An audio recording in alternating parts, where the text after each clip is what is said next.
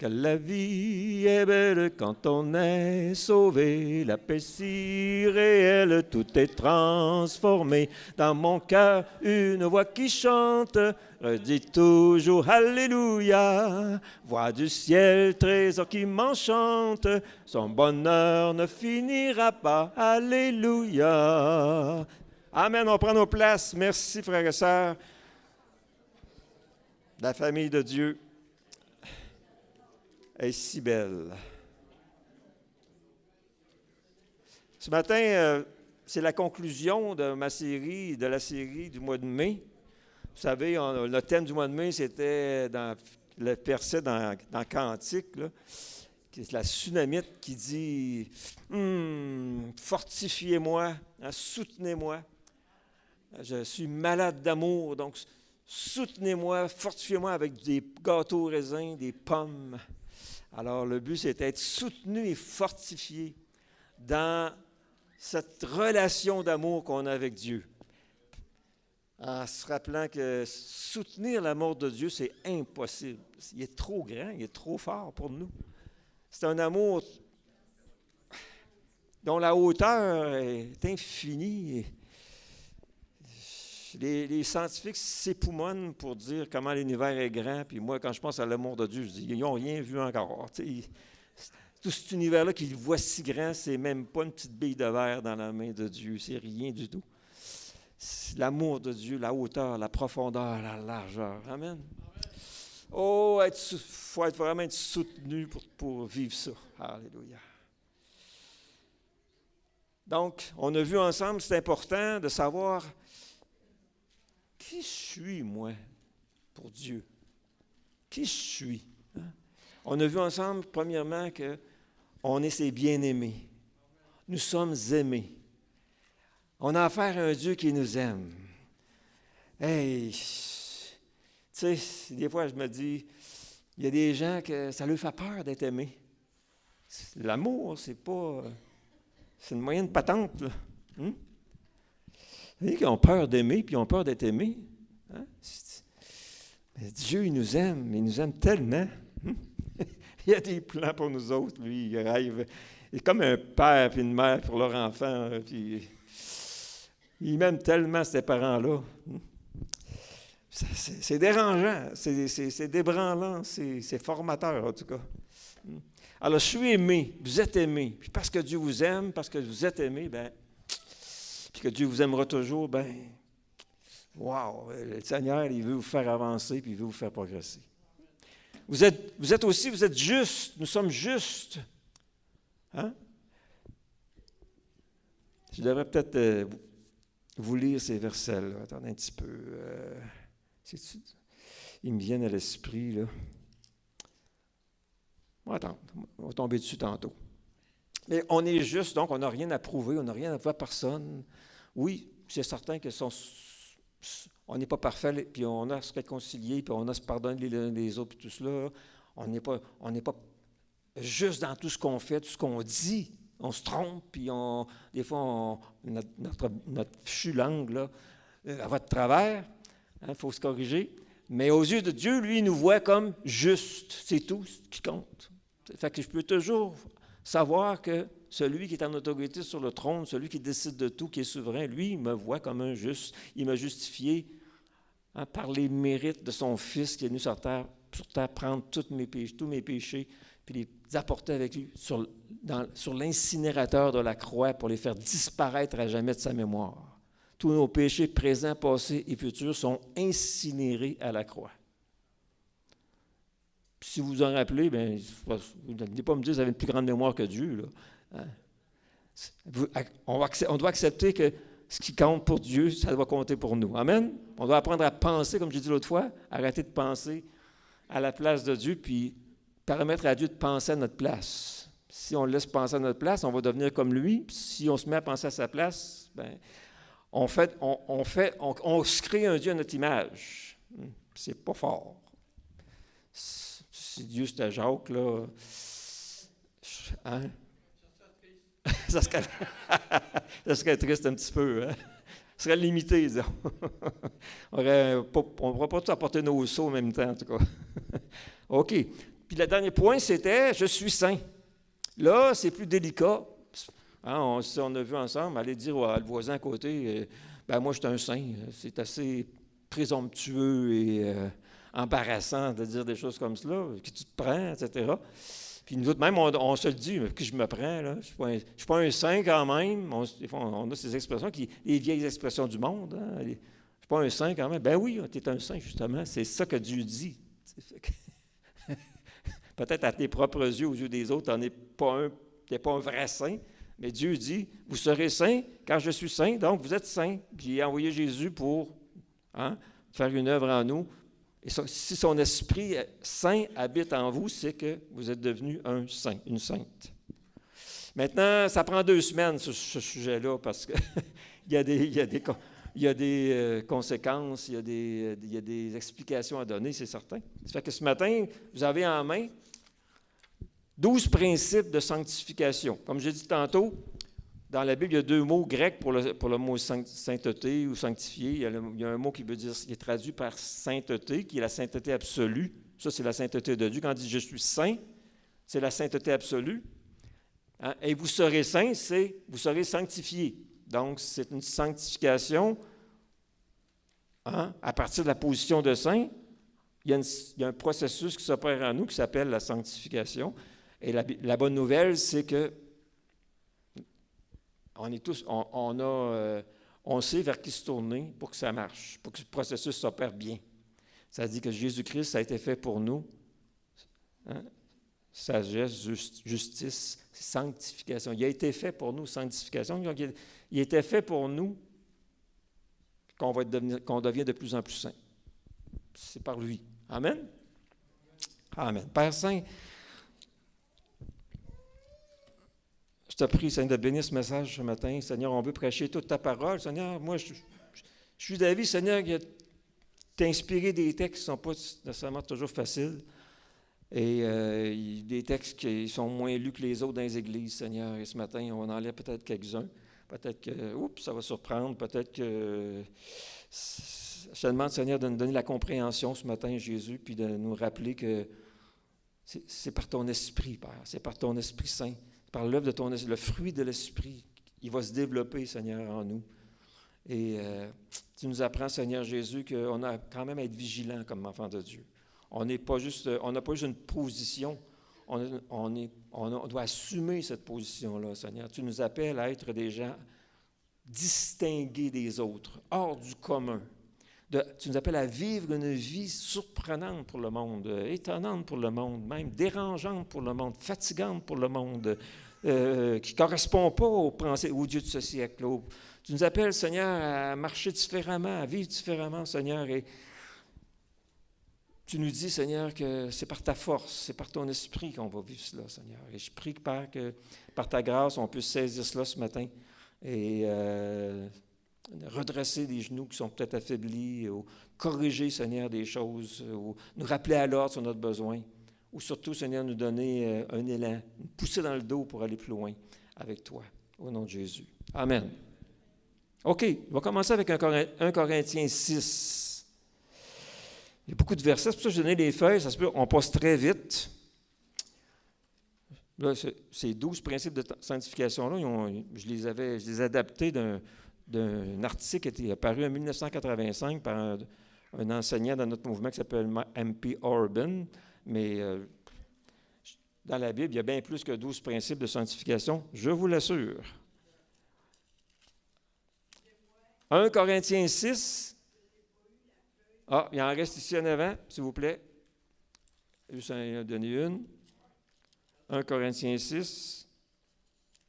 Si vous n'avez pas de crayon, ce n'est pas grave, vous allez pouvoir justement vous en servir à la maison. Là, je vais lire des textes là, que peut-être des textes qui expliquent pourquoi que c'est la Bible. Il y en a qui ne veulent pas lire la Bible des écoles publiques actuellement. Je ne peux pas lire ça à la télévision non plus, là, si vous ne voulez pas avoir une poursuite, des choses comme ça. Là, fait que, OK? 1 Corinthiens 6, vous allez comprendre pourquoi en le lisant. Ne savez-vous pas que les injustes n'hériteront pas du royaume de Dieu?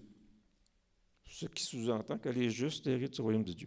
Ne vous y trompez pas, ni ceux qui vivent dans l'immoralité sexuelle, ni les idolâtres, ni les adultères, ni les travestis, ni les homosexuels, ni les voleurs, ni les hommes toujours désireux de posséder plus, ni les ivrognes, ni les calomniateurs, ni les exploiteurs n'hériteront du royaume de Dieu.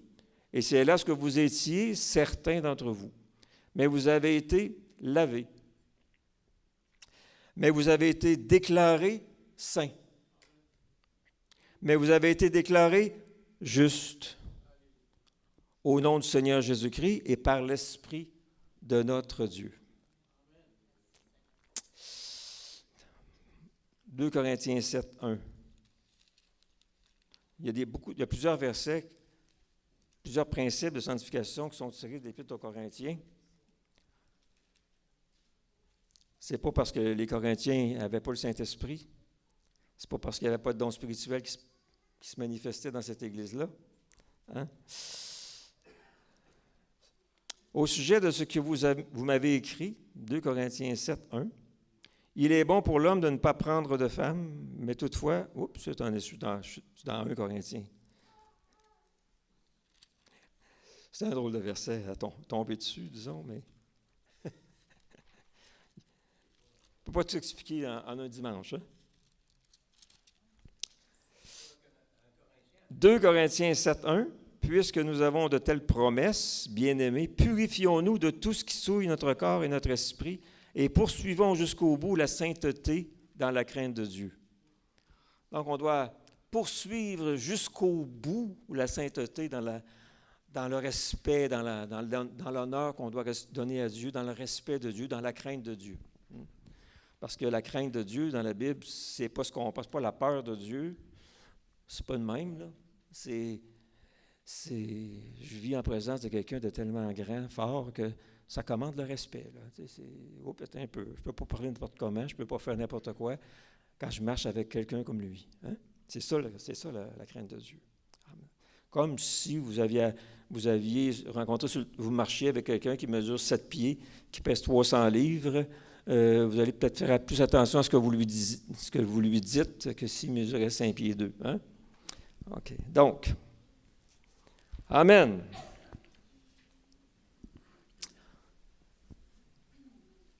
Puisque nous sommes saints, puisque nous sommes justes, puisque nous sommes aimés de Dieu, hein? On ne peut pas poursuivre n'importe quoi. On poursuit ce qui est cher à celui qui nous aime, ce qui est cher à celui qui nous a justifiés, ce qui est cher à celui qui nous a sanctifiés. Dans le fond, la vie chrétienne, je l'ai déjà dit, c'est d'essayer de faire confiance à Dieu en tout temps, pour toutes choses. Si j'ai une question, un doute, je dis, est-ce que je suis dans la foi? Est-ce que je fais vraiment confiance à Dieu? Là?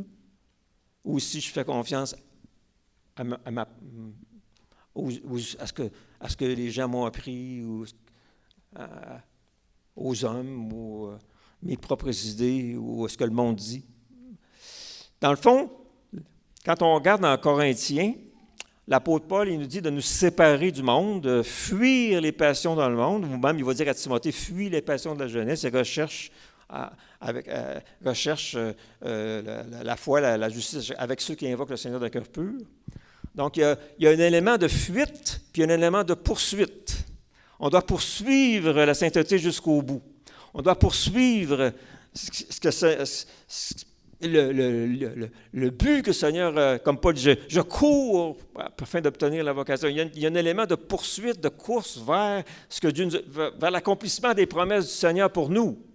On doit être en de poursuite. Si on attache de l'importance à poursuivre ce qui est bon, ce qui est vertueux, ce qui est digne de louange, comme c'est dit dans Romains 12, si on poursuit le bon, on n'a pas bien à se préoccuper de fuir le pas bon. Mais pourquoi des fois on est tellement préoccupé à fuir, les tentations sont là, puis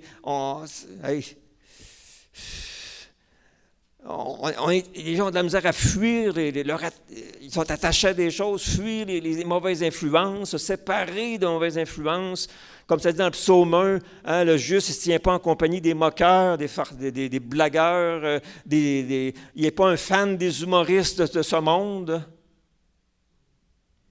Le monde a besoin d'humoristes parce que s'il ne rit pas, c'est la santé mentale qui en dépend. Il faut qu'ils rient. Là, s'ils sont désespérés, ils prennent ce qu'ils peuvent. Ils font rire. Tant qu'il y a en enfer, tu peux y aller en riant. Au moins, ils auront eu quelque chose à la terre, ils auront ri. Moi, je me dis, je ne blâme pas les gens d'essayer de se tirer plaisir dans toutes sortes de choses du monde, puis d'avoir du fun, du plaisir, parce que c'est tout ce qu'ils vont avoir, c'est tout ce qu'ils ont dans leur vie. Alors que nous, on a la vie éternelle, on a une éternité qui nous attend de bonheur, de découverte, de découvrir les mystères de Dieu. On aura besoin d'une éternité pour y arriver au bout de découvrir tout ça. On va être tout le temps dans la découverte, dans un enfant qui découvre quelque chose de nouveau et qui est emballé parce qu'il découvre et ayant découvert ça, il va en découvrir d'autres.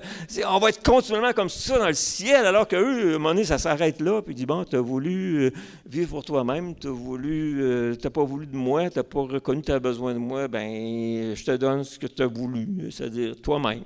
Fait que contente-toi dans toi-même, puis dans ceux qui te sont choisis eux-mêmes. C'est ça l'enfer, dans le fond. C'est Dieu accorde aux gens ce qu'ils ont choisi, ce qu'ils ont voulu. Hein? Mais pour nous qui avons été déclarés justes, saints, et qui sont les bien-aimés de Dieu, alléluia, on poursuit quelque chose. On est dans la poursuite des choses de Dieu. Hein? Amen. On a un Messie, on a un Rabbi. Et en tant que disciple, on le suit, on l'imite, comme c'était la coutume dans le temps de Jésus, dans le temps des rabbis. Un rabbi choisissait les disciples, puis le disciple, il laissait tout, puis il suivait le rabbi. Puis c'était tellement maladif que des fois, il allait à la toilette comme leur rabbi à la toilette, puis il se lavait de la même manière que leur. Il était dans l'imitation exagérée souvent. Il voulait imiter tout ce que le rabbi faisait. Là, ça était presque maladif, hein? Mais il ne voulait pas manquer rien. D'un coup, que le rabbi nous enseigne quelque chose. D'un coup, qu'il nous apprend de quoi. Je ne veux pas manquer la leçon. Puis Jésus a choisi les disciples, puis les disciples le suivaient. Amen. Alléluia. Et tant qu'il était quand il gardait les yeux sur Jésus, tant qu'il suivait Jésus, il n'y avait pas besoin de savoir, faut-tu que ils ont dit, on a tout laissé pour te suivre. Amen. Alléluia. Il y a un chant qu'on chantait, ça dit, nous marchons tous à ta suite, marchons à ta suite, nous marchons tous à ta suite, Christ notre roi. Ça, c'est ça. Nous marchons à la suite du roi, on est dans le cortège, là. On est en marche avec le Seigneur. Le couronnement va avoir lieu bientôt. Alléluia. Et les célébrations dans le ciel vont commencer. Le roi va faire son entrée. Alléluia. Il est déjà assis dans les lieux célestes. On est déjà en partie avec lui. Amen. Alléluia. Alors, dans le fond, quand je parle de principes, je ne veux pas qu'on remplace des principes de sanctification. Hein? Je veux pas c'est-à-dire qu'on remplace la loi de Moïse par des principes de sanctification. Moi, je vais vous dire, dans le Nouveau Testament, il y a plus de règles que dans l'Ancien. Il y a plus d'impératifs que dans l'Ancien. Hey, quand même, dans l'Ancien, on n'aurait jamais osé dire à quelqu'un « Réjouissez-vous toujours dans le Seigneur », je le répète, « Réjouissez-vous hein? ». Mais c'est un impératif. Un enfant de Dieu, un saint, un juste, un bien-aimé du Seigneur, il est tout le temps en train de se réjouir parce qu'il se sait aimer, quoi qu'il advienne, parce qu'il se sait juste, quoi qu'on lui dise, parce qu'il se sait saint, même s'il tombe et il manque son coup. Il se réjouit de ce que le Père le considère toujours comme son enfant bien-aimé. Oh, il porte le nom il est de chrétien, c'est-à-dire de petit Christ chrétien. Il est membre de la famille à part entière. Et parce que je fais partie de la famille de Dieu, je suis distingué. Là. Je suis anobli par le Seigneur. Alléluia. Je ne suis pas une personne qui est faite pour vivre dans le crottin, là. Je suis fait pour vivre dans le palais royal, dans la présence de Dieu. Je fais partie d'un royaume, une race élue, un royaume de sacrificateurs pour mon Dieu. Alléluia. Lorsque je témoignais à ma coiffeuse cette semaine, elle dit, c'est quoi la différence entre vous autres et le catholicisme? J'ai dit, nous autres, on est tous des prêtres puis des prêtresses. On a tous accès directement à Dieu par les mérites de Jésus. Et on n'a pas besoin d'autres médiateurs. On peut y parler en direct. On a accès à la cour royale. Je parlais même, ben, wow, elle dit, ça, c'est une différence importante. Là, Alléluia. Voyez-vous? Donc, je vous donne ces principes-là ce matin, ces feuilles-là, mais prenez-la pas comme une nouvelle loi qui s'impose à vous. Parce que la loi, son rôle, c'était de vous faire connaître nos péchés, donc de nous faire savoir qu'on est coupable pour nous emmener à Christ. Les principes, alors que la grâce, elle, son rôle, c'est de nous délivrer, de nous guérir, de nous sauver de la vaine manière de vivre. C'est-à-dire, dans la grâce, il y a un pouvoir à salut, tandis que dans la loi, il y a un pouvoir pour tuer, pour faire mourir. C'est ça que ça dit dans la Bible, la loi mène à la mort, puis la grâce mène à la vie. C'est pour ça que quand la loi a été donnée, il y a 3000 personnes qui sont mortes à Sinaï, puis quand le Saint-Esprit est venu à la Pentecôte, il y a 5000 personnes qui ont été sauvées. Parce que la grâce est venue. Alléluia. Alléluia. La loi est venue par Moïse, mais la grâce et la vérité sont venues par Jésus-Christ. Dans Jean 1,17. Amen. Alléluia. Et nous sommes on va en voir le mois prochain, ça va être mon thème, ça va être le temps favorable. On est dans l'ère de la grâce de Dieu. Donc, je vais passer rapidement les principes. Faut-tu que j'insiste encore là-dessus? Ce n'est pas une loi. Oui, il faut que j'insiste. Romains 8. Romains 8, je crois que c'est le verset 4. On va lire à partir du verset 4. Ainsi, la justice réclamée par la foi est accomplie en nous qui vivons non conformément à notre nature propre, mais conformément à l'esprit. En effet, ceux qui se conforment à leur nature propre se préoccupent des réalités de la nature humaine, tandis que ceux qui se conforment à l'esprit sont préoccupés par ce qui est de l'esprit. De fait, la nature humaine tend vers la mort, tandis que l'esprit tend vers la vie et la paix. Alléluia. Verset 14. En effet, tous ceux qui sont conduits par l'Esprit de Dieu sont fils de Dieu. Et vous n'avez pas reçu un esprit d'esclavage pour être encore dans la crainte, mais vous avez reçu un esprit d'adoption par lequel nous disons « Abba, Père ». L'Esprit lui-même rend témoignage à notre esprit que nous sommes enfants de Dieu. Or, si nous sommes enfants de Dieu, nous sommes aussi héritiers, héritiers de Dieu et co-héritiers avec Christ, si toutefois nous souffrons avec lui afin de prendre part à sa gloire. Amen. On pourrait continuer, mais ça dit bien, verset 9, « Quant à vous, vous n'êtes pas animés par votre nature propre, mais par l'Esprit, si du moins l'Esprit de Dieu habite en vous. Si quelqu'un n'a pas l'Esprit de Christ, il ne lui appartient pas. » Bon, on va arrêter là. Je vous ai dit, en mois de mai, on a quasiment tout parcouru l'Épître aux Romains. Vous comprenez le principe ici. Les principes de sanctification, ce n'est pas des principes qu'on applique avec la chair, c'est par l'esprit. Dans le fin de compte, quand on lit ces principes-là, on découvre quelle sorte de vie que Dieu a pour nous dans l'Église. Premier principe, le principe de la gloire de Dieu. Dans Corinthiens, toujours, moi je me dis, quand Paul écrit ces lettres, il devait être triste, pas à peu près. Hein? Comment ça se fait qu'il faut que j'écrive ces choses-là aux chrétiens? Quand je passais là, j'ai prêché l'Évangile, ils ont reçu l'Esprit. Comment ça se fait que j'entends dire que tous ces problèmes-là? Fait qu'il leur écrit. Il leur écrit. Il a dit, c'est pas à cette vie-là que le Seigneur vous a appelé. C'est pas à vous chamailler comme ça, à vous disputer, savoir c'est-tu Pierre qui est le plus important, c'est-tu Apollos, non, c'est seulement Jesus only, puis vous chicanez entre vous sur des discussions théologiques, des discussions oiseuses, qu'est-ce qu'on mange, qu'est-ce qu'on doit manger, quel jour qu'il faut fêter, quel autre jour qu'il ne faut pas fêter. Vous n'arrêtez pas de vous disputer, vous chicaner ces choses-là. C'est quoi? Puis quand vous dites spirituel, vous exercez des dons, vous ne prenez pas en considération qu'il peut y avoir des non-chrétiens qui rentrent parmi vous, vous ne les respectez pas, vous ne les accueillez pas. Moi, je veux qu'ils soient sauvés, puis vous leur rendez la vie difficile pour... Paul, il leur écrit, là. Il leur écrit quoi? Comprenez donc que ça veut dire être aimé.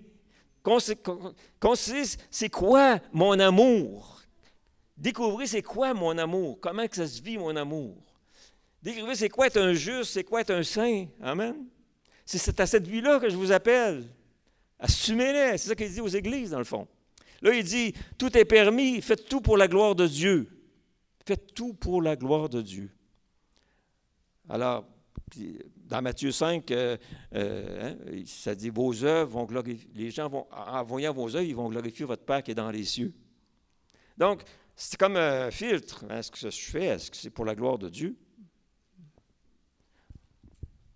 Moi, je ne suis pas une personne, là, je vais vous dire que je ne prends pas jamais rien dans le monde. Là. Moi, le hockey, j'ai toujours aimé ça. J'ai joué beaucoup au hockey. J'étais assez bon au hockey. Puis, Lane Hudson, là, moi, je jouais à défense. C'était un petit défenseur rapide. Puis je ramassais les trophées. Puis, mais je n'étais pas assez gros pour faire une carrière de junior ou autre. Mais j'étais passionné de hockey. Là, puis, oui, j'ai dû renoncer au hockey pendant des années dans la période canadienne nordique. Là, ça chauffait pas mal. Je dis, oh, c'est trop. Là, fait que j'ai renoncé ça pendant des années.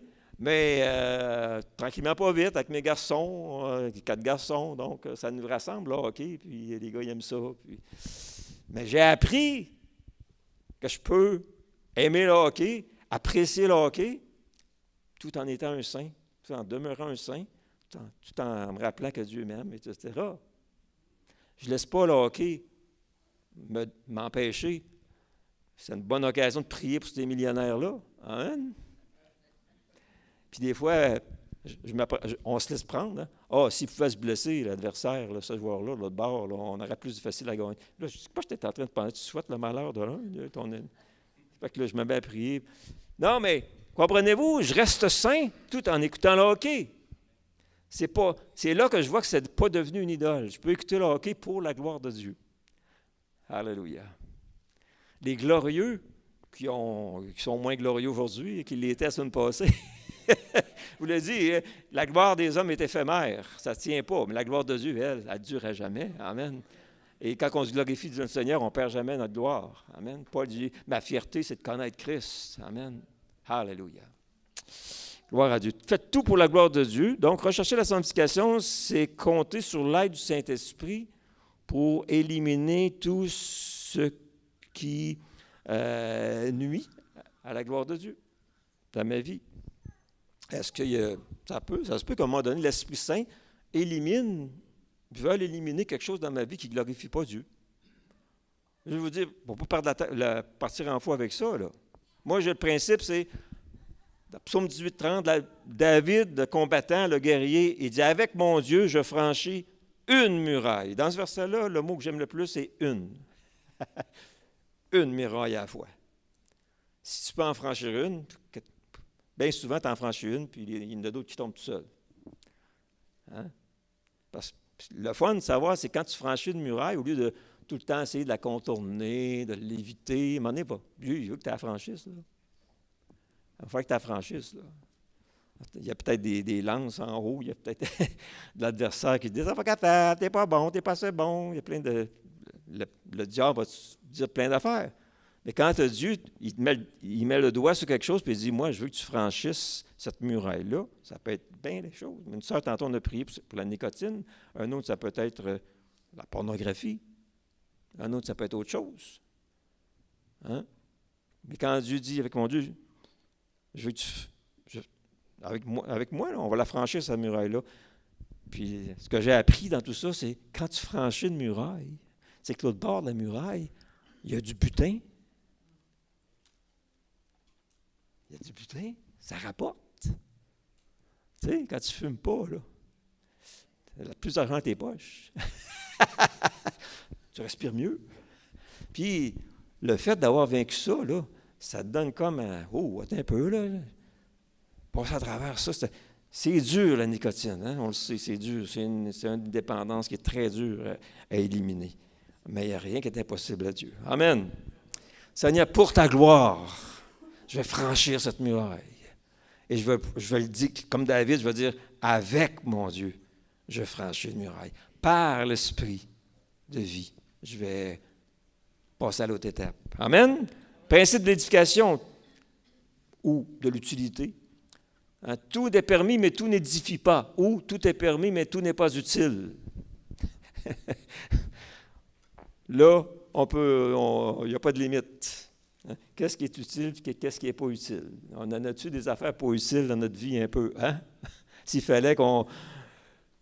Ma femme, elle me dit, ben, à chaque fois, je dis, il faudrait qu'on vide des boîtes, il faudrait qu'on déménage. On est juste deux maintenant, on a plus de place à marcher dans la maison. Il faudrait bien qu'on se débarrasse de stock. On a-tu des affaires inutiles un peu? Je dis, regarde, ça, là, on ne l'a pas utilisé depuis 3 ans. Là, pourquoi il est encore dans la maison? Tu viens de dire, peux-tu le donner à quelqu'un qui n'aurait besoin ou aller le porter à Saint-Vincent-de-Paul, à l'Armée du Salut? Y a-tu moyen qu'on s'en débarrasse, puis on fasse de la place? Amen. Des choses inutiles, ça prend de la place. Ça prend une place qui pourrait être occupée par autre chose. Amen. Le principe de la sanctification, c'est que Dieu veut qu'on soit disponible, qu'on ait de la place, qu'on ait de l'aisance, qu'on ait une liberté. Amen. Alors, est-ce que ça m'édifie, cette habitude-là, cette pratique-là, ce loisir-là? Qu'est-ce qui est édifiant là-dedans? Bien entendu, là, je parle individuellement, mais le contexte ici, c'est dans l'Église aussi, c'est tout n'édifie pas. Ça ne parle pas juste pour moi, c'est pour les autres. Est-ce que ça me bâtit? Est-ce que ça me rend meilleur? Est-ce que ça m'apprend de quoi? Amen? Donc, l'éducation personnelle, l'éducation mutuelle, ça veut dire poursuivons des choses qui sont constructives, qui apportent du bon dans notre vie. C'est simple. Hein? Alléluia. Principe. Dans l'ancien temps, il y a quelques années, mon frère a accepté le Seigneur en même temps que moi, là, ça fait plus que 50 ans. On est rendu 52, 50, on est rendu là, 50, en 74, on a accepté le Seigneur, nous autres. Là, puis, dans l'ancien temps, dans le temps, là, on a chanté un petit chant tantôt, là, hein, que la vie est belle, là, mais dans ce temps-là, tu n'as pas le droit d'aller au cinéma, c'est un chrétien. Là. Hey, tu n'allais pas au cinéma, tu es un chrétien, c'est païen, ça, c'est dans le monde, ça, c'est pas édifiant au cinéma, c'est quoi ça? T'sais? Moi, je me suis privé d'aller voir Star Wars au début, je n'allais pas voir Star Wars, là, ben non, hey, c'est païen, ça, puis Star Wars. Là. Et finalement, j'ai écouté Star Wars 1, et je pense qu'il y en avait 5 de sortie. Mais c'était correct. Parce que pour moi, à ce moment-là, il ne fallait pas que tu aies une télévision dans ton salon. David Wilkerson, il disait que si tu avais un salon dans ton télévision, tout le monde avait une idole dans son salon. Il mettait ça au milieu du salon. Tout le monde, les divins étaient tout orientés vers la télé. C'était une idole. C'était une statue. Puis là, la télévision devenait l'idole. Puis c'était pas édifiant ce qu'il y avait à la télévision, mais... pendant un bout de temps, pendant des années, mon épouse et moi, on n'avait pas de télévision. Puis les enfants, ils sont très petits, puis on n'écoutait pas Passe-Partout, puis ces affaires-là. Après ça, tranquillement, pas vite, David Wilkerson, il a arrêté de venir au Québec.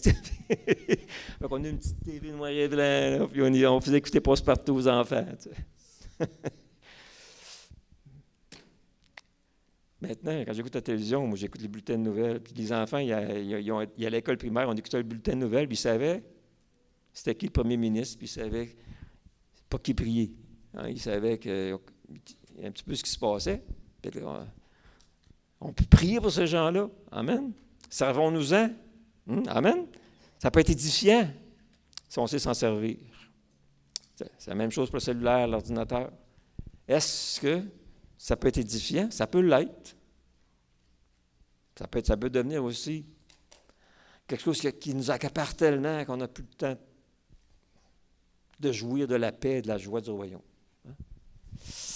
Alléluia. Ça prend de la discipline pour ouvrir Facebook des fois parce qu'on ne sait jamais quelle sorte d'images qui vont nous apparaître en début. Hein? Amen. Le principe de l'intendance. Ça, c'est dans le contexte de Corinthiens. Là, c'est les gens les orgueilleux, devenir orgueilleux, la fierté humaine, les partis pris, pas se faire juge. C'est dans ce contexte-là que ça parle de l'intendance. 1 Corinthiens 4.2, ce que Dieu me demande des dispensateurs, c'est que chacun soit trouvé fidèle. Amen. Puis là, on parle de la parabole des talents. Dieu a donné à certains, il a réparti des talents selon chacun. On n'a pas tous des talents égaux, mais on est tous responsables et redevables de ce qu'on a reçu. Hein? Dieu nous a fait responsables. On a reçu beaucoup, c'est normal qu'on nous demande. Quand tu es rendu là, que tu es une personne qui est un saint, une sainte, là, bien on s'attend à ce que tu sois responsable de ce titre-là. Dieu s'attend à cela. Tu as des perles à distribuer. À qui tu vas les distribuer? Comment tu vas les distribuer? Est-ce que tu vas les distribuer? Amen. Tu as un exemple à donner aussi. Donc, l'intendance. Principe de la liberté, je passe rapidement. Tout est permis, mais je ne me laisserai asservir par quoi que ce soit. Je ne sais pas qu'est-ce qu'on... Il y a des fois, il faut s'y arrêter, même si c'est évident. Qu'est-ce qu'on ne comprendrait pas dans quoi que ce soit? Ça élimine quoi? Y a-t-il des exceptions? On ne doit pas... Un chrétien, un saint, juste, un bien-aimé de Dieu, il n'accepte pas de se laisser asservir par quelque chose. Tu n'acceptes pas de devenir dépendant d'autre chose que d'être dépendant du Seigneur. Moi, quand j'étais jeune chrétien, puis même avant d'être chrétien, je lisais la Bible, je commençais à lire la Bible, puis je me suis dit, il n'y a pas question que ce petit bout de nicotine-là me mène par le bout du nez jusqu'à la fin de mes jours. Non. Il n'y a pas question. Il faut que j'arrête de fumer. J'ai essayé, ça ne marchait pas. Jusqu'à temps que je dis, Seigneur, cette nuit, là, fais comme à l'hôpital, là, viens m'opérer pendant que je dors, puis enlève-moi ça. Puis je vous l'ai déjà dit, je pense, j'ai jamais refumé depuis ce temps-là. Mais avant, j'avais essayé plusieurs fois, puis à chaque fois que ça marche, je disais à mes garçons, ça marche tout ensemble. Tu commences à fumer, tu deviens dépendant de la cigarette. Là, tu es dépendant de la cigarette, bien là, tu vas fumer du pot. Ça marche avec, ou du hache. Ou, là, quoi? Tu vas prendre de la boisson, prendre de la bière. Là, bien, tu vas faiblir, donc, le sexe va embarquer. Je leur dis, je leur disais, mes garçons, ça commence avec le petit bout de tabac insignifiant. Moi, essayez ça, ouais. Tu sais. Ça commence de même. Puis finalement, tu t'aperçois que, ben, là, j'en peux plus, je voulais m'acheter un paquet. T'es pris, t'es asservi. L'argent que le Seigneur te permet de gagner, tu le dépenses là. Tu regardes les gens là, à l'épicerie, regarder la somme d'argent qu'ils dépensent là, pour ces affaires-là, incluant la loterie, là, parce qu'ils sont désespérés, ça leur prend de l'espoir, fait qu'ils s'achètent de l'espoir. Ils dépensent des centaines de milliers de dollars en toutes ces affaires-là. La dépendance. Je ne me laisserai asservir par quoi que ce soit. On vit dans un monde où l'économie veut nous asservir de toutes sortes. Ils veulent nous asservir. On est comme des petits pucerons là, que les fourmis élèvent. Là, tu sais, les fourmis ont des petits pucerons. Là, puis, les petits pucerons travaillent pour eux. Tu sais, puis, ils veulent l'économie, ils veulent nous avoir. Et ils veulent qu'on consomme. Hein? C'est vrai? Puis on n'a pas le choix. Il faut bien manger, puis il faut bien s'habiller, il faut se laver, etc. Il y a des choses qui sont indispensables. Ce n'est pas une servitude, ce n'est pas un esclavage. Mais il y a des choses, on peut se demander, je suis rendu que ça me prend absolument ça pour que je sois de bonne humeur. Là, c'est une question d'humeur ici. Hein? C'est vrai? La liberté. Les inquiétudes, les humeurs. Quand on est dépendant, là, hey, enlève-moi pas ça parce que je vais devenir de mauvaise humeur. Là. Ça m'en prend, sans ça, je viens de mauvaise humeur. Là. Les humeurs. Amen. J'aime ça, le café. Mais de temps en temps, je fais un jeûne, j'arrête de boire du café pendant un bout de temps. Juste pour dire, bon, à ma chair, mais non, c'est moi qui mène, c'est pas ma chair, c'est l'esprit qui mène. Je peux me passer de toi. T'sais. Je remercie le Seigneur que le Seigneur permet que le café pousse et qu'on peut en boire, c'est bon. Puis quand je vais recommencer, je vais probablement aimer ça, mais je ne suis pas dépendant. Tu ne m'as pas. Si jamais un médecin me dit « Tu ne pourrais plus boire du café jusqu'à la fin de vos jours », je ne serais pas malheureux, je ne serais pas de mauvaise humeur, je ne tomberais pas sa tomate à mon épouse à cause de ça. Comprenez? Je ne me laisserai servir. Il y a des symptômes qui sont là, frères et sœurs. Si vous êtes de mauvaise humeur pour des affaires, c'est parce que vous êtes devenu dépendant. Coupez ça. Des fois, c'est plate, il faut fuir. Il faut fuir ça parce qu'on poursuit quelque chose. Non, moi, je poursuis une vie où je suis de bonne humeur. Je suis de bonne humeur.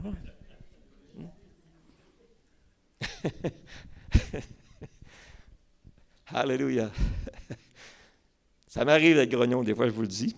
C'est pas quelque chose qui m'est tombé dessus comme Obélix. Là.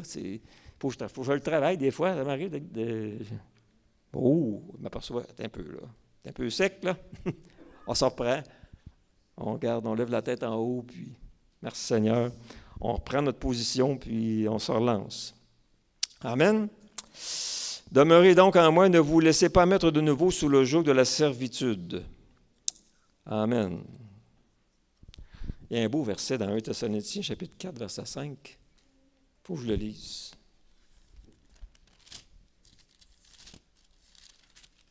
On parle de la belle vie là, que le Seigneur a pour nous autres, frères et sœurs. Là. On ne parle pas d'être des moines dans un monastère là, qui n'arrêtent pas de se faire des incisions pour plaire à Dieu. Là, hein?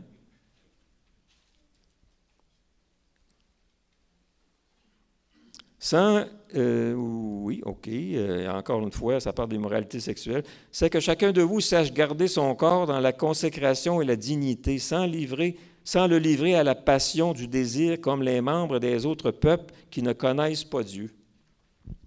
Donc, notre corps. Hein? Alléluia.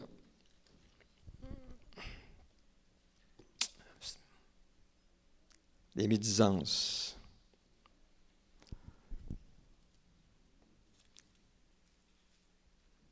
Amen. Le principe de la victoire sur le moi, on connaît bien, Matthieu 16, 24, si quelqu'un veut venir après moi, qu'il renonce à lui-même. Alléluia. On ne progresse jamais dans la sanctification sans que M. Ego en paie le prix. Ou Mme Ego en paie le prix. Ça fait mal, se faire émonder. Mais c'est pas. Mais quand c'est fait, puis que c'est cicatrisé, on est bien, on est plus léger. Puis on rend les autres heureux autour de nous. Hein? Alors, Paul dit, j'ai été crucifié avec Christ. De la même manière qu'on doit se considérer, on doit tenir pour compte, on doit se considérer comme étant saint, juste et aimé, on doit se considérer comme étant crucifié. J'ai été crucifié avec Christ. Ça fait déjà un bout de temps, je suis vieux, hein? Il y a une couple de milliers d'années. Et parce que j'assume le fait que j'ai été crucifié avec Christ, bien peut-être que ça va être plus facile pour moi de ressusciter avec lui, vivre une vie nouvelle en lui.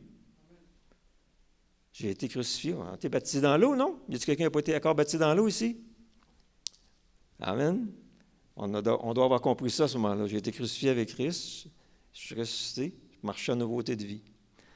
Il m'a sauvé de la vaine manière de vivre, d'hériter de mes pères, pour que je marche de la bonne manière. Amen. Principe de l'exemple. Sois un modèle, dit Paul. Il dit ça à Timothée, bien entendu. Il dit ça aux anciens, donc ça s'adresse particulièrement à ceux qui ont un rôle dans l'Église. Sois un modèle. On ne peut pas servir les autres sans être un modèle pour eux. Mais aussi, un peu plus loin, dans Thessaloniciens, 1 Thessaloniciens 5, 22, il dit à tout peuple d'être un modèle pour les autres. Donc, c'est à tous les chrétiens de réaliser que tu ne vis pas pour toi-même, là. Dieu ne t'a pas appelé de vivre dans un silo, puis t'a appelé à vivre vraiment dans une aire ouverte, dans l'Église, l'assemblée des saints. Amen. On est responsables les uns envers les autres. On a un exemple à donner aux autres. On doit se donner un exemple. On n'est pas encore Jésus, mais hein, à tout le moins, si on peut donner l'exemple de quelqu'un qui progresse, qu'on peut se dire, « Hey, lui, il n'était pas de même quand je l'ai connu il y a 5 ans, as-tu vu? Il a progressé, hein? C'est vrai, hein? Quand vous ne voyez pas vos petits-enfants pendant... ça va assez vite, là. Vous ne les voyez pas pendant quelques mois, puis les revoyez, puis écoute, elle a bien grandi, elle. Ah, elle est capable de faire ça maintenant? Bien, moi, c'est de progrès en progrès, de gloire en gloire, de grâce en grâce, le chrétien. Si ce n'est pas de même, là, si tu te regardes... Moi, je lisais le Voyage du pèlerin à tous les ans. En dernier, je le lisais à peu près à tous les 5 ans. Parce que dans le Voyage du pèlerin, là, c'est comme des miroirs qu'il y a là-dedans. Là. À un moment donné, tu vas te voir la face, quelque part, où tu es rendu dans ta vie chrétienne. Puis là, c'était comme, je m'examinais. Je suis rendu où, là? Je disais ça, je suis rendu où? J'ai-tu progressé? J'ai-tu appris de quoi? J'ai-tu eu des victoires? Si, après tant d'années chrétiennes, tu es encore assis à la même place que tu étais, bien, tu devrais dire, Seigneur, je suis en train de me priver de la grâce, moi, là? Est-ce que je suis en train de me priver des promesses que tu as faites? Est-ce que je suis en train de... Je vais arrêter, c'est quoi? J'aspire plus à rien, là. Seigneur, tu as un plan, tu m'aimes, tu veux que j'avance? Je n'ai pas encore appris à faire du bicycle. Moi, là, à mon âge, c'est quoi cette affaire-là? Tous les jeunes font du bicycle à cet âge-là. Moi aussi, je vais en faire du bicycle. Oh, le peu, un peu mal aux genoux. Ben oui, mais... Courage, fortifie-toi, prends courage à la grâce du Seigneur Jésus-Christ et monte sur le bicycle. Et si tu tombes, tu tomberas, ton papa va te relever. Puis ta maman va te soigner. Amen. Gloire à Dieu. Bon, OK. On ne fera pas de blague avec ça, mais... Alléluia. Donc, principe de l'exemple. Principe de la séparation du monde. Sortez du milieu d'eux à ordonner l'esprit, dans 2 Corinthiens 6, 17. Et je vous accueillerai, je serai pour vous un père. Ça fait moins mal quand les gens nous méprisent ou nous traitent injustement. Ça fait moins mal quand on est séparés. De toute façon, c'est normal qu'ils me traitent de même. Je ne fais pas partie de ce monde-là. Ça fait moins mal. C'est normal. L'homme charnel, l'homme animal ne comprend rien aux choses de Dieu. Fait que s'il réagit comme un animal, devrais-tu être surpris? Pensez-y comme fou, là. Hein? Le monde est un style de vie qui ne plaît pas à Dieu, qui ne laisse pas de place pour Dieu. Alors, on doit se questionner sur notre attachement au monde. Si les gens du monde nous trouvent tout le temps trop sympathiques, regardez, moi, ils devraient tous me considérer comme sympathique. J'étais un bon gars, là, tu sais. Je suis gentil, je suis poli. Je les fais rire, là, même. J'essaie de me mettre à leur, comme Paul dit, tout à tous. J'essaie de me mettre à m'intéresser à leur vie, là, tu sais. Mais ça arrive des fois qu'il y en a, ils me regardent avec une face de bœuf parce que c'est un évangélique, lui. Tu sais. Mais c'est normal. Je me rappelle, moi, j'étais chrétien, j'étais dans la vingtaine, puis quand je voyais arriver des évangéliques, je changeais de trottoir, tu sais. Je me rappelle, une fois, j'étais à cette île, puis je faisais du porte-à-porte, puis ça a donné qu'on était en nombre impair, puis là, j'étais parti, j'ai dit, OK, moi, y aller tout seul. Moi, j'étais, tu sais, les jeunes chrétiens, on est fantasmes un peu, puis, c'est à Côte-Nord, j'étais à Ville-de-Grâce, dans le parc à roulotte, puis là, moi, y aller tout seul, Pasteur Crone, moi, parce que les autres, il y avait 3 filles, on était 2 gars. Ça fait que, moi, y aller tout seul, pasteur. OK, je vais y aller, je pars, puis je fais 2-3 roulottes, puis à un moment donné, j'en ferai une roulotte. Bonjour, je suis pas un témoin de Jéhovah, là. J'en suis un témoin de Jéhovah, moi. Ben, je dis ça parce que vous autres, là, vous brûlez, on a de la misère à faire du porte-à-porte parce que vous brûlez les portes, là. Le monde ne veut pas nous... L'autre maison après, la madame, elle m'avait arrivé, puis elle n'a pas le temps de dire un mot. Elle dit, vous autres, elle me chantait avec de bêtises. Là, puis son mari dit, arrête, ce qui te prend. Son mari, il essaie de me défendre. Oui, c'était Michel. Non, c'est pas Michel. Mais, non, il n'était pas là à ce moment-là encore, hein?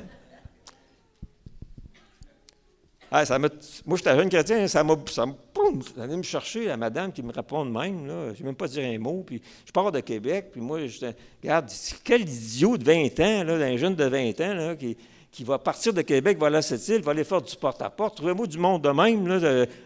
En connaissez-vous du monde de même? Je disais aux gens, moi, je viens de Québec, là, puis Jésus a changé ma vie, là, puis là, je suis ici pour... j'ai rien à vendre, je viens vous parler de Jésus, là, vous avez le temps de m'entendre, tu sais. Il me semble que quand tu vois ça arriver, là, tu sais, wow, c'est un peu, là, il se passe ci, là. tu prends le temps d'écouter. Là, puis je suis quand même pas... je n'ai pas peur au monde. Je n'avais pas une grande barbe, et des pics partout, puis des tatous. Puis je suis tout tatoué, mais tout à Dieu, veut dire tout tatoué. Tout tatoué, Seigneur. Je suis tout tatoué, Jésus. Puis je dis à ma femme, je suis tout tatoué, Jésus. Pas moins de tatou. Amen. Ah, bien belle, amen. Non, mais comprenez, on n'est pas du monde. Il faut accepter le principe. Moi, je suis sorti du monde, puis mon père m'a accueilli.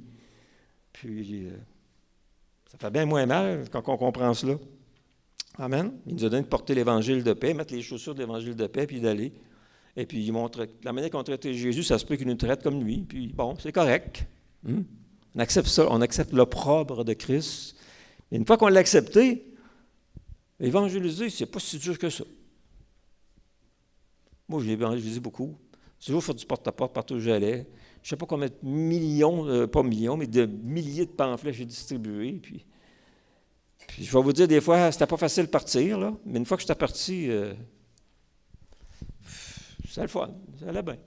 Puis je trouvais, pourtant, je finissais par trouver une coupe d'oreilles attentives. Tu sais. Puis les autres, là, puis des portes qui se ferment, des portes qui se ferment, des portes qui se ferment. On a connu ça, des fois. Dans les bourgeoisies de Repentigny, là, pour dire, ils s'enfermaient 39 sur 40, là, puis c'est pas grave. La 40e, elle arrivait à un moment donné. C'était un petit peu décourageant. Mais on s'est dit, Seigneur, il n'y a pas question que les portes n'auront pas été visitées dans cette ville-là, pour ton nom, puis qu'ils refusent ou qu'ils l'acceptent, c'est leur responsabilité. Moi, je leur donne la chance de te dire non. Autant que je veux leur donner la chance de te dire oui. J'accepte que beaucoup de monde vont me dire non. On est responsable de leur faire dire non aussi. Ils ne pourront pas dire, tu ne m'en as pas parlé. Oui, je t'en ai parlé, mais tu as dit non. Je respecte ça, c'est tout. On allait dans le métro à Montréal, puis ça, c'est pas facile, là, le métro à Montréal. Le monde est tout le temps pressé quand ils sortent de là. Là vous êtes là, vous autres, là, vous voulez leur parler de Jésus. Il y a quelque chose qui ne marche pas là, dans la patente, mais des fois, on y allait pareil. Juste pour dire, il y a encore du monde qui parle de Jésus et qui veulent me donner des traités. Aujourd'hui, c'est délicat d'aller dans ces places-là. C'est considéré des lieux publics, mais des fois, il faut se faire violence et puis, quand le Saint-Esprit nous pousse, il faut le faire pareil. Ça arrive. Jésus faisait des choses pareilles, hein, même si il n'était pas le bienvenu. Il allait pareil. Amen. Sortir du monde. Il faut arrêter de penser comme le monde puis se mettre à penser comme le royaume pense. Principe de l'évangélisation du monde, justement. Conduisez-vous avec sagesse, rachetez le temps. Paul dit, je me fais tout à tous. Donc, l'idée, c'est de ne pas créer des pierres d'achoppement pour le monde. Dans mon attitude, est-ce que c'est déjà difficile d'accepter que Dieu se soit fait homme, puis qu'il soit venu sur terre, puis qu'on l'ait crucifié sur une croix, puis qu'il soit ressuscité. Si en plus, il faut qu'on leur dise, « Hey, là, si tu viens à l'église, il faut que tu t'habilles comme ça, puis si tu viens à l'église, il faut que tu parles comme ça, puis si tu viens à l'église, là, puis on ajoute d'autres pierres d'achoppement, là, puis hey, ça fait 3 semaines que tu es à l'église, là, puis tu devrais arrêter de... Là, on arrive avec nos règles, puis on veut imposer nos idées qui ne sont pas en rapport à l'Évangile, pas en tout. Là, Jésus, il n'est pas là pour ça. Il n'est pas venu pour qu'on dise au monde comment s'habiller, puis qu'est-ce qu'ils n'ont pas le droit de manger, puis pour qui il faut voter, puis les chicaner. Vous comprenez? Je veux dire, c'est dans la manière qu'on se comporte, là, est-ce que vraiment notre comportement... Il sert au progrès de l'Évangile, la bonne nouvelle, l'avancement de la bonne nouvelle autour de nous. Des fois, on veut tellement être saint qu'on demande au monde de monter un escalier d'un seul pas pour être sauvé. Tu sais. Alors, il faut être capable de s'abaisser et dire, hey, c'est quoi qu'il a besoin de savoir? Qu'est-ce qu'il a besoin de savoir, lui, là? Il commence, là, tu sais. Il arrive. Là. Seigneur, Esprit de Dieu, montre-moi. Qu'est-ce que tu veux lui dire à lui? Qu'est-ce que tu veux dire à elle? Là, Amen. Je laisse ça comme ça. Quelle modification à mon comportement m'inspire le principe de l'évangélisation du monde? Il y en a, ils vont dire, je vais mettre un poisson sur mon auto. C'est correct. Mais en autant que ta conduite automobile s'accorde avec le poisson. C'est vrai? Bon. Principe de la Seigneurie de Christ. Paul nous dit que dans 2 Corinthiens 5, 14, qu'il est mort pour nous tous afin que ceux qui vivent ne vivent plus pour eux-mêmes, mais pour celui qui est mort pour eux. Amen. Ça dit que Paul dit, nous faisons fonction d'ambassadeurs de Christ. Nous supplions les gens, soyez réconciliés avec Christ, avec Dieu. Donc, on fait partie d'une ambassade chrétienne. On fait partie de l'ambassade du Seigneur, du roi des rois. On est dans une terre étrangère, puis l'Église, c'est l'ambassade. On est ambassadeur. On porte un message du royaume. On porte le message du royaume des cieux. Amen. C'est un message, quelle sorte de message qu'on a livré, c'est important. Comment qu'on va livrer ce message-là, c'est important. De quoi qu'ils ont l'air, ces ambassadeurs-là, c'est important. Amen. Allez, donc, c'est le principe de la Seigneurie de Christ. Je représente le roi des rois, le Seigneur des seigneurs. Alléluia. On est quand même choyés. Hein? C'est tout un rôle. Il y en a qui aspirent à devenir ministre, député. Moi, c'est la petite bière, ça, c'est rien. Alors, pensez-y comme il faut. Un mari ou une épouse qui sera fidèle à son conjoint à 85 %, est-ce qu'il est fidèle? Il manque quelque chose, hein? T'sais. Je m'inquiéterais du 15 % moi. Il y a quelqu'un qui disait, si Jésus n'est pas Seigneur de tout, il n'est pas Seigneur du tout. Fait que, autrement dit, il faut dire, Seigneur, qu'est-ce que tu as à dire là-dessus? Qu'est-ce que tu as à me dire là-dessus? Qu'est-ce que tu en penses, toi, Seigneur? Tu as droit de regard sur tout, Seigneur. C'est toi qui m'as donné cette vie-là. Comment je devrais la vivre? Vous comprenez? C'est ça. La Seigneurie, le principe sanctifiant de... Bien, à force de lire les Écritures, là, après 50 quelques années, là, je commence à comprendre comment il pense, ce Dieu-là. Hein? Je pense que ça devient assez évident qu'il y a des choses qui ne se disent pas, puis il y a des choses qui ne se font pas, puis il y a des choses qui devraient se dire ou qui devraient se faire. Tu sais. Je pense que ça ne devrait pas prendre une éternité avant que je demande pardon à mon épouse. Là, tu sais. Je pense que Dieu, il me l'a fait comprendre, là, qu'il faut se pardonner les uns les autres, là, puis on ne devra pas laisser le temps passer comme ça. Tu sais, je devrais arrêter de procrastiner, là, puis me bouger un peu là-dessus. Tu sais. Hein? Vous en pensez? Je pense que c'est écrit dans les Écritures. Dieu, il l'a dit, Dieu, il a dit, moi, le divorce, j'haïs ça. Fait que, on finit par comprendre que Dieu, le divorce, il haït ça, là, puis, ben, ça va mal dans mon couple, puis là, les idées, si j'étais tout seul, Ça, c'est des belles pensées du diable qui viennent s'installer dans votre esprit. Tu sais. Moi, j'ai pris une résolution, à un moment donné, j'ai dit, je ne penserai jamais, j'accepterai jamais de scénario comme dans lesquels je serais avec une autre personne ou j'aurais quitté mon épouse. Le mot D-I-V-O-R-C-E ne fera pas partie de mon vocabulaire. Je suis marié pour la vie et la mort, puis pour le meilleur, pour le pire. Puis c'est réglé. L'amour supporte tout, espère tout, croit tout, pardonne tout. C'est cet amour-là, moi, que je veux vivre dans ma famille, dans mon couple. Ce n'est pas l'amour du monde, l'amour animal, c'est l'amour de Dieu. Alléluia. Amen. Le principe de la modestie, la décence, ça s'adresse autant aux hommes qu'aux femmes ici. Hein? Je veux que les femmes soient vêtues de manière décente et modeste, avec modestie. Hein? Puis ça parle d'une attitude paisible.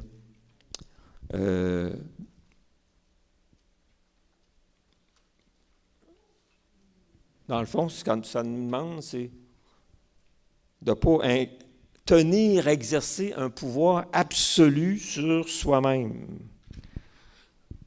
D'agir de sa propre initiative quand on est marié, hein, sans considération pour l'autre. Le mot homme ici, il pourrait être traduit par mari, selon le contexte. Donc, bon, Paul, il dit, moi, Paul, je ne permets pas. Il ne dit pas Dieu ne permet pas. Il dit, lui, Paul, dans le contexte qui était, dans les circonstances qu'il a dit, moi, je ne permets pas à la femme de prendre autorité sur l'homme, d'enseigner, etc. Hein? Dans ce temps-là, il y a un contexte culturel, je pourrais vous en parler longtemps, mais bon. La question ici, c'est,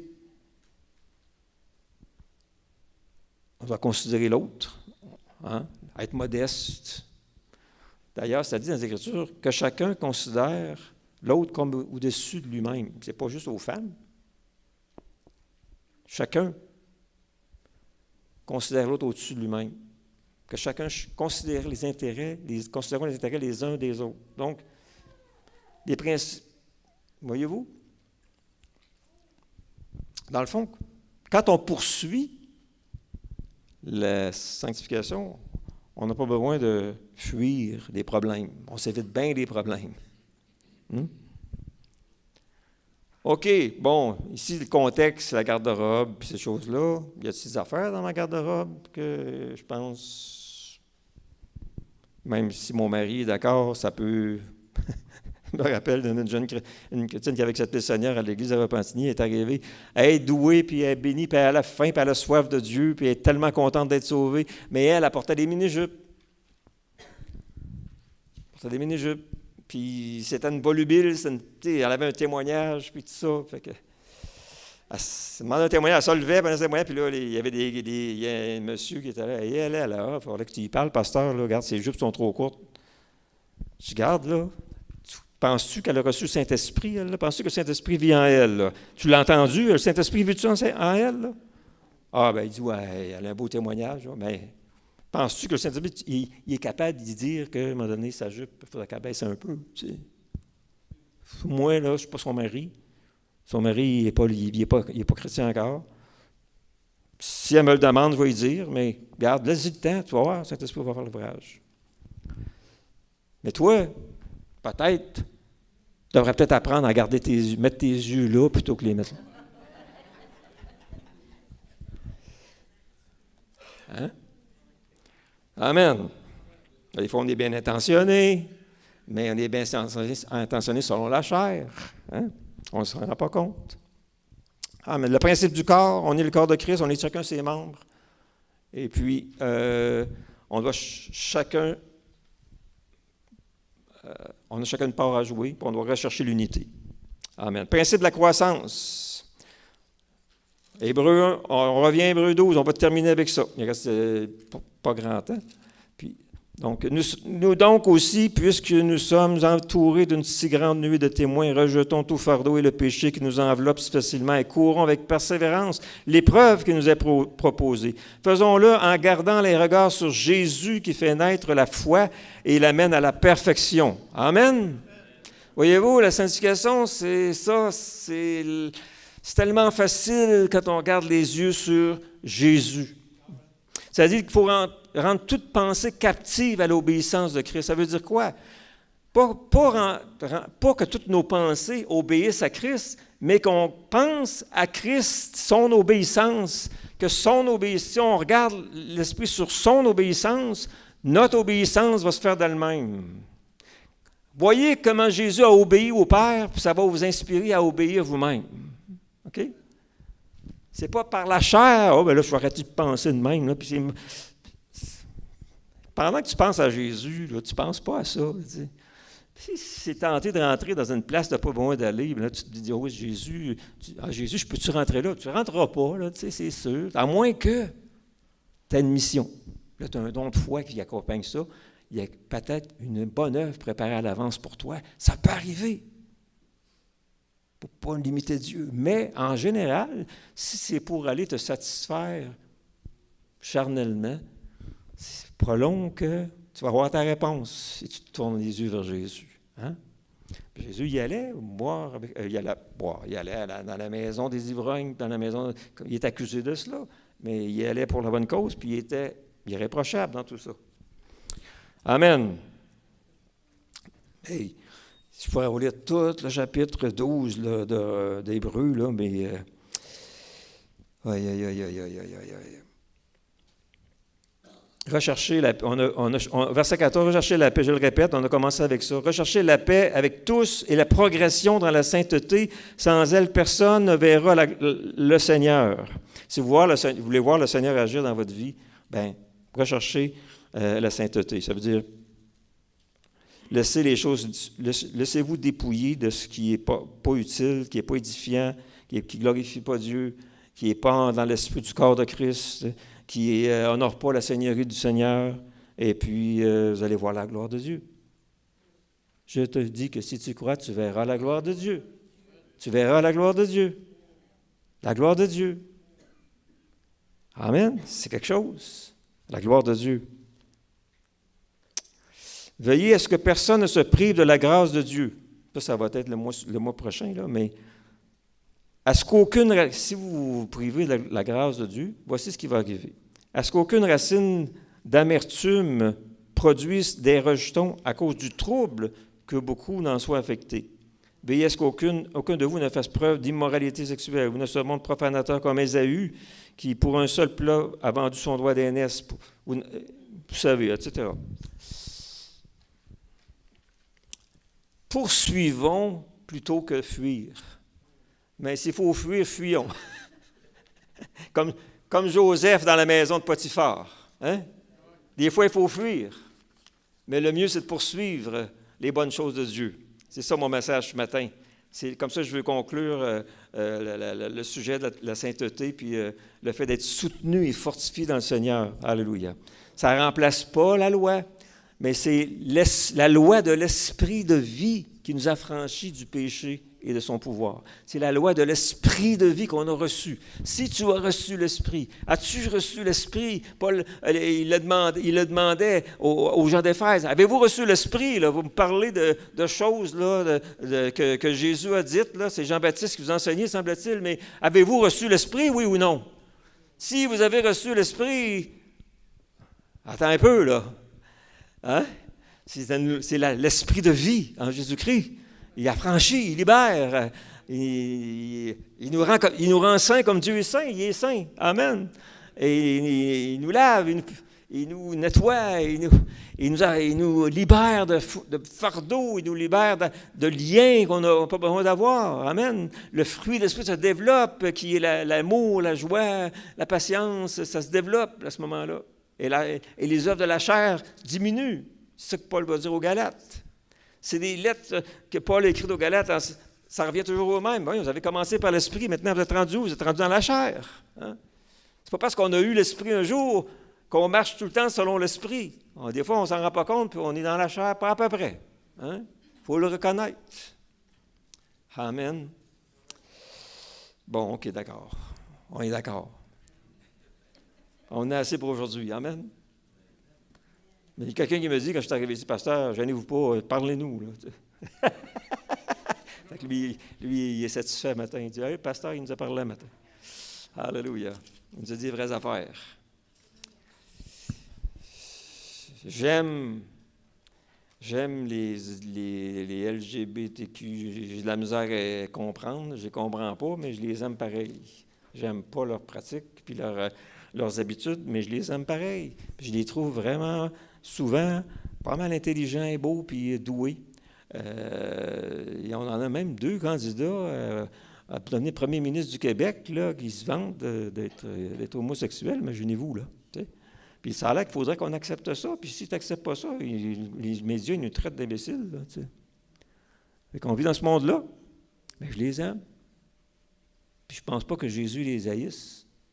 Mais on sait, malheureusement, les Écritures sont claires. S'ils continuent, s'ils persévèrent là-dedans, ils ne connaîtront pas la paix, la joie, la justice du royaume de Dieu. Ce n'est pas pour eux. Ils s'en privent.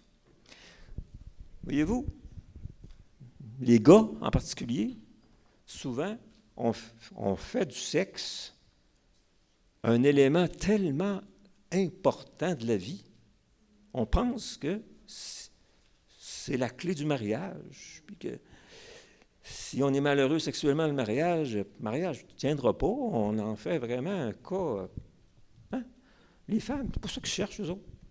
Les femmes, ils cherchent l'affection, ils cherchent l'écoute, ils cherchent le respect. Là, ils vont donner du sexe parce qu'ils veulent avoir de l'écoute et du respect, eux autres, c'est ça qu'ils veulent. Tu sais. Mais dans notre société aujourd'hui, la sexualité, regarde, c'est devenu une idole. On en a fait une idole. Pourquoi? Parce que quand tu n'as pas Dieu, tu as besoin d'une idole. Tu sais.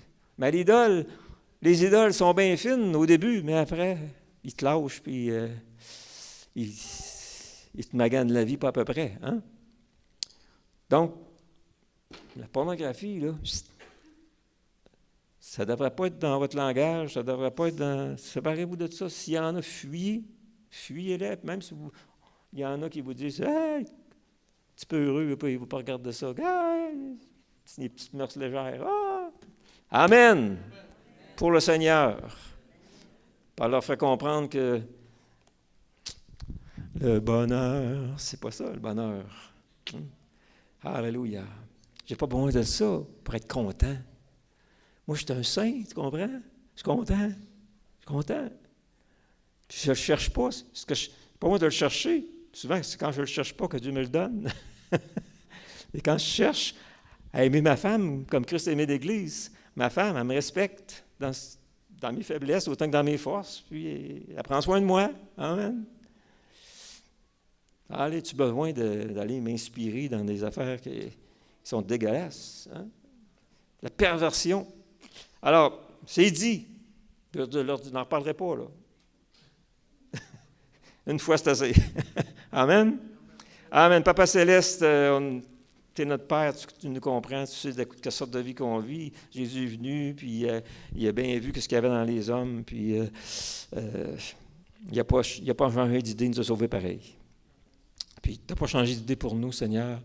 Tu veux juste le meilleur, tu veux vraiment qu'on jouisse de la vie, Seigneur Jésus. Je te remercie pour la jouissance de la vie, une jouissance qui est saine, une jouissance qui est dans la justice, une jouissance qui est dans le véritable amour, Seigneur Dieu, qui est l'amour agape, l'amour qui aime, en dépit de, malgré tout. Et, merci, Seigneur Dieu, de bénir ton peuple ce matin. Merci pour ces principes de sanctification qui nous aident, qui nous guident. Ils sont là. Si jamais, quand on les lit, on se rappelle que, OK, il faut que je pense différemment, Seigneur. On veut que tu nous aides, Seigneur, à faire que nos pensées soient honorables, soient bonnes, Seigneur, soient saintes, qu'on ait vraiment des pensées qui sont dans la foi, Seigneur Jésus. Et je te prie, Seigneur, de donner à chaque personne ici de poursuivre un but, Seigneur, que tu lui inspires. Je prie que chacune ici, Seigneur, ait une direction, là, Seigneur Jésus. Je prie que tu ne nous laisses pas dans le vide, Seigneur, mais que chacun puisse dire, OK, à ce moment-ci, je sais ce que je dois fuir ou ce que je dois poursuivre. Puis je décide que je vais poursuivre. Je vais poursuivre la route que le Seigneur m'indique. Merci, Seigneur. Tu connais chaque personne ici, je te les confie. Que ton Esprit Saint les éclaire, les guide et leur donne la force qu'on a besoin d'aller de l'avant. Au nom de Jésus. Amen. Amen. Amen. Soyez bénis. Et ceux qui restent, là, vont manger ma petite pomme en bas, prendre mon petit café. On vous invite à être là. Alléluia.